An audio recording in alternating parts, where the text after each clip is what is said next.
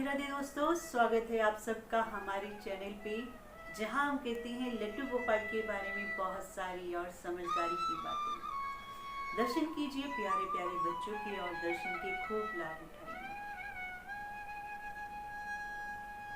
पूरी दुनिया सिर्फ एक ही बात से परेशान है कि कोई हमें सुनता नहीं, कोई हमारे लिए कुछ नहीं करता। हम सबके लिए इतना कुछ कर रहे हैं, किसी के पास समय ही नहीं हमारी सुनने का। तो आज की कहानी उन्हीं के लिए कहानी है विश्वास की। और आप सबको हमेशा ही कहती हूँ कि विश्वास करिए। कहानी है चंडीगढ़ में रहने वाली गीतांजलि शर्मा की। गीतांजलि शर्मा अपने माँ बाप की इकलौती संतान है। उनका कोई भाई बहन नहीं, इसीलिए उन्होंने लड्डू गोपाल को अपना भाई बनाया और वे अपने घर ले आए। उनका कहना है जैसे ही लड्डू गोपाल उनके घर में आए, उनकी जिंदगी बदल गई। वह कहती है कि उनका घर बाजार में था, छोटा सा, और मन में हमेशा भाव रहता था कि अपनी पसंद का घर बने। तो लड्डू गोपाल को भाई बनाया हुआ था। उनको बोलती कि भैया यहाँ से निकाल दो, मेरी पसंद का घर दिलवा दो। थोड़े ही समय में कुछ लीला ऐसी हुई कि उनका अपना सुंदर घर बन गया। घर का नाम रखा राधा कृष्ण निवास, क्योंकि जब प्रभु से जुड़ जाते हैं और घर प्रभु का हो जाता है, भावनाएं प्रभु से जुड़ जाती हैं, तो फिर वह हमारा घर नहीं रहता। गीतांजलि कहती है कि अब मैं अपने भाई के साथ उसके घर में रहती हूँ। देखिए कितना सुंदर भाव। उन्होंने बताया 5 अप्रैल को वृंदावन गई, 6 अप्रैल को बरसाने गई, श्री राधा रानी से मिली।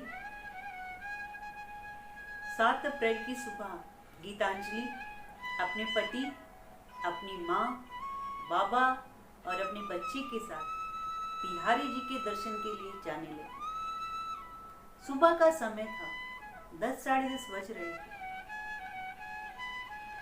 जब वे जा रहे थे तो उनको रास्ते में पता चला कि गेट नंबर 4 बंद है। तो वे बाजार के रास्ते से जाने लगे। जब बाजार के रास्ते से जा रहे थे तो बहुत भीड़, अचानक से झुंड का झुंड मंदिर की ओर आ रहा था।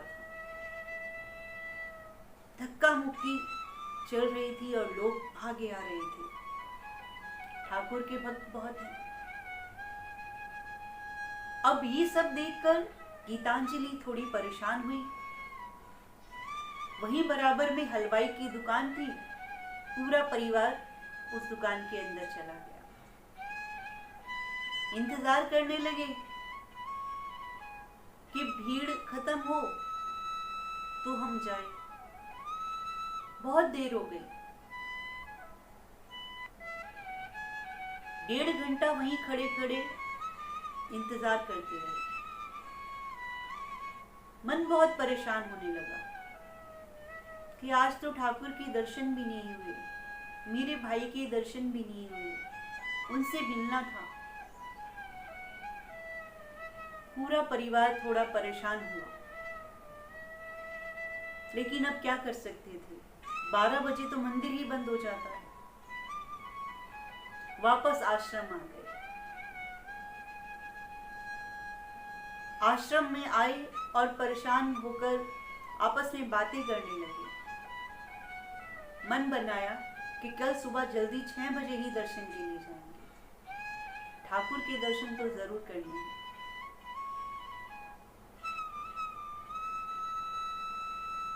सब सो गए। गीतांजलि जाग रही थी। मन में विचार चल रहा था कि भाई के लिए चिट्ठी लिखकर लाई थी, कुछ कहना चाहती थी। लड्डू गोपाल को सामने बिठाकर ही मैंने पूरी चिट्ठी लिखी थी। मन किसी बात से बड़ा परेशान था। सोचा था सामने तो इतना मौका नहीं मिलेगा प्रभु के दर्शन का कि उनसे बात कह पाऊं, तो लिखकर ही ले जाती हूँ। दर्शन नहीं हुए, भाई को चिट्ठी भी नहीं दे पाई, मन बड़ा परेशान। जैसे तैसे सुबह हो गई। सुबह उठी, प्रार्थना कर रही है कि भाई आज तो दर्शन हो जाए आपके, कैसे भी हो, आज भीड़ मत करना। आपके लिए मन बड़ा मेरा उदास है, मुझे आपके दर्शन करने हैं। आज भीड़ मत करना, आज मिलने देना, मुझे आपसे बात करनी है, मुझे चिट्ठी पहुंचानी है आप तक, मैं आपसे मिलने आई हूँ। ऐसी ऐसी प्रार्थना करती चल पड़े। लेकिन ठाकुर की नगरी में भीड़ ना हो, ऐसा तो हो ही नहीं सकता। हजारों लाखों लोग रोज आते हैं दर्शन के लिए, इतनी भीड़ रहती है। जो ठाकुर से मिलने आते हैं, जो मिल सकते हैं, ठाकुर उनको तो देखते ही हैं, लेकिन जो ठाकुर से मिलने आते हैं और मिल नहीं पाते, उनको ठाकुर विशेष कृपा से मिलते हैं। ऐसे ही प्रार्थना करते करते मंदिर पहुंच गए।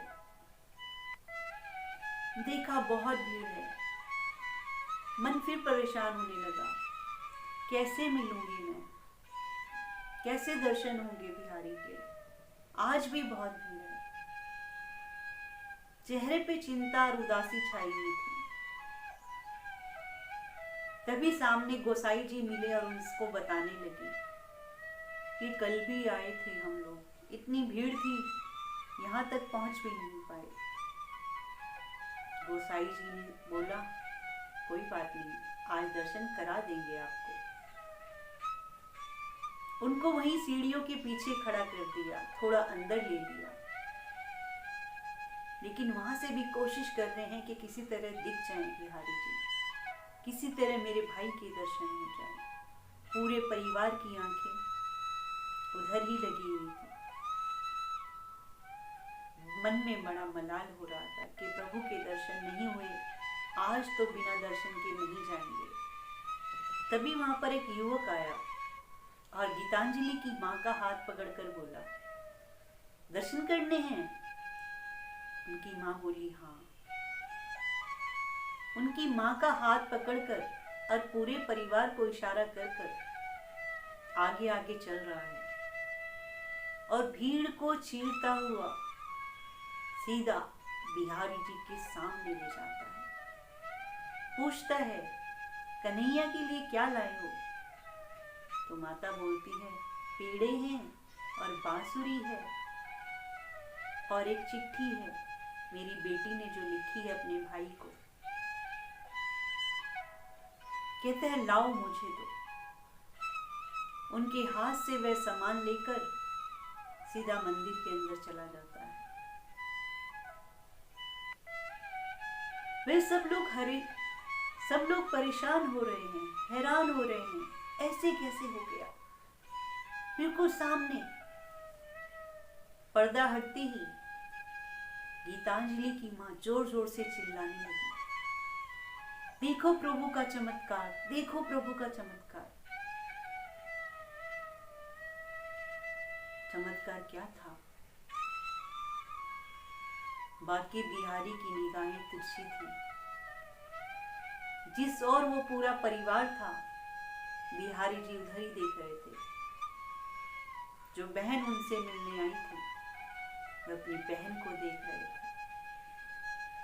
उनकी माँ ने इधर उधर नजर घुमाई कि वो युवक भी नहीं दिख रहा। कहाँ गया वह युवक जो हमें यहाँ तक ले आया था? गीतांजलि मन ही मन खुश हो गई कि जिस गोपाल के लिए मैं ये खत लिखकर आई थी, चिट्ठी लेकर आई थी, वो खुद आकर उन्होंने मुझसे ले ली। पूरे परिवार को बहुत ही अच्छे दर्शन हुए। बहुत खुश पूरा परिवार था कि बिहारी जी ने हमें साक्षात आकर दर्शन दिए। यह सब लीला वहीं इतनी भीड़ में हो रही थी। प्रभु की निगाहें गीतांजलि की ओर थी। अपनी बहन को देख रही थी। बहन बड़े भाव से मिलने जो आई थी। भीड़ थी दुनिया के लिए, लेकिन पूरी भीड़ में भी गीतांजलि को अपने पास लेकर गए खुद अपने हाथ से। गीतांजलि की माँ बार बार अपने हाथ को देखती, उसको चूमती कि ये हाथ मेरे बिहारी ने खुद आकर पकड़ा। सब भाव विभोर हो गए। सबके मन में प्रभु के लिए और प्रेम हो गया। ऐसे ही हैं हमारे बिहारी कृष्ण मुरारी। आप विश्वास रखिए, प्रभु से डोर जोड़ के रखिए, प्रभु पर अपना हक रखिए, प्रभु से अपनी सारी भावनाएं कहिए।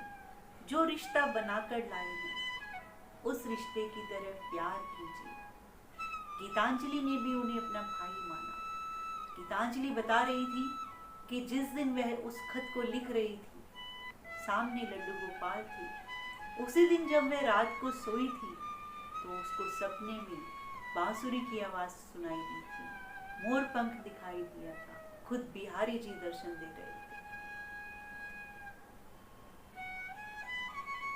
कब होती हैं ऐसी चीजें? जब आपके भाव जुड़ जाते हैं प्रभु से। हर एक को तो भगवान भी नहीं मिलते, लेकिन अगर आपकी चाह हो तो भगवान खुद से आते हैं दर्शन देने।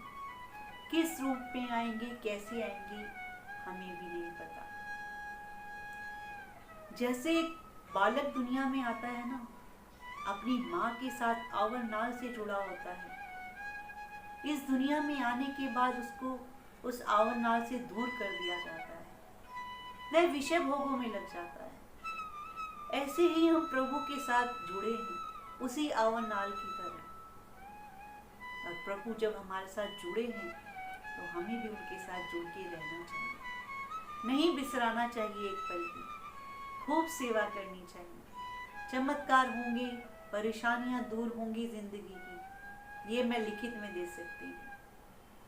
प्रभु का आना ही सौभाग्य की बात है। लड्डू गोपाल का हमारे घर आना ही इशारा इस बात का कि आप दुनिया के सबसे सौभाग्यशाली लोगों में से हैं, क्योंकि आपको प्रभु की सेवा करने का मौका मिला है। किनको मिलता है सेवा करने का मौका? देखते हैं ना हम लोग कैसे भाग रहे हैं दुनिया में, सब सेवा करने जा रहे हैं, फला जगह जा रहे हैं, फला जगह। भगवान खुद आपको चुन रहे हैं कि मैं आपके घर आ रहा हूँ आपकी सेवा लेने। ये बहुत बड़ी बात है। इन बातों को समझें। अगर मन में विचार है कि लड्डू गोपाल को लाना है तो लड्डू गोपाल को जरूर लाइए, सेवा कीजिए। आपके भाव और शुद्ध होंगे और ईश्वर आपके और करीब होंगे। और विश्वास करने का, और जिंदगी में दुख परेशानियां तो खत्म ही हो जाएंगी। ये बिल्कुल सच्ची बात है। और एक और चमत्कार होगा आपके मन में कि आप लोगों में भगवान देखने लगेंगे। शिकायतें खत्म हो जाएंगी लोगों से, जो हम सारा दिन कुढ़ते हैं कि इसने ऐसा व्यवहार किया, उसने ऐसा व्यवहार किया, उसने नहीं सुना। तो किसी और को सुनाने की जरूरत नहीं, सिर्फ ईश्वर को सुनाइए अपना दुख, अपनी परेशानी। जब भाई समझकर प्यार करेंगे तो वे भाई की तरह आपसे प्यार करेंगे। प्रभु से जो प्यार होगा तो एक अनोखा रिश्ता होगा, अनोखा प्यार होगा। प्रभु से प्यार कीजिए, प्रभु के गुण गाइए, हर हाल में खुश रहिए, हर हाल में शुक्रिया अदा कीजिए कि हे प्रभु तूने जो हमें दिया बहुतों को वो भी नसीब नहीं। तो इसीलिए हमेशा कहती हूँ, विश्वास करिए और प्रभु से जुड़े रहिए।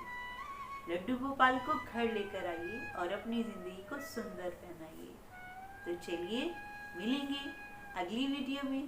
तब तक के लिए राधे राधे, जय श्री कृष्णा, जय श्री श्याम।